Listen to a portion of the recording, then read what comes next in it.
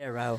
Janet Hook, what did the Justice Department do yesterday about this don't ask, don't tell policy? Well, this is a really interesting situation because the question of the military's policy with regard to homosexuals called don't ask, don't tell. In essence, the courts are now doing what Congress wasn't able to do, which is to repeal the policy, which has been in place for a long time. They've tried to vote on it in the Senate, and it didn't pass yet. It may yet in the lame duck session of Congress.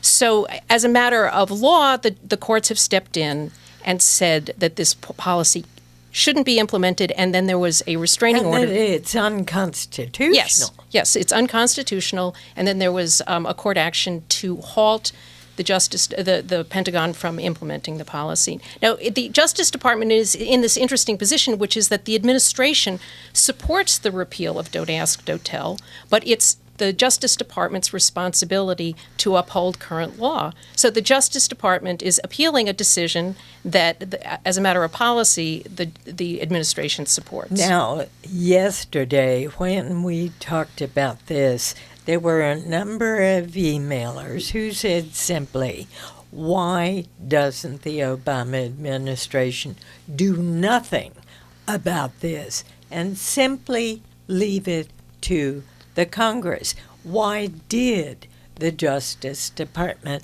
have to step in, or did they? Well, theoretically, Diane, I think Janet is right that the Justice Department's job is broadly to defend or, stand up for established law as is, regardless of the position of the broader administration. That said, I don't think that they are under legal obligation to appeal this finding, this judge's finding. They're in a it's a very dicey political situation. I obviously my bias is to tend to see things through a political lens almost always, but I would say when you're this close to an election on an issue that is this divisive, and I would point out, while there is growing support for gay marriage and broader gay rights in the country at large, particularly among young people, it is still a galvanizing issue among social conservatives. They are vehemently opposed to the overhaul of Don't Ask, Don't Tell. It can be, at least for a small segment of the voting population on that Republican right, a voting issue. And I think that's part of a calculation that's going on here. There is always political calculation when we are 18 days from an election. So, Michael Duffy, what's the immediate impact on American troops? Well, I think the Pentagon has announced this morning that for the moment, pending the appeal, it won't actually advance any prosecutions of people under Don't Ask, Don't Tell. So that's the immediate impact. To me, what's interesting is I think the White House knows that they don't have the votes to appeal this in the Congress, and they're not going to get more numerous after November.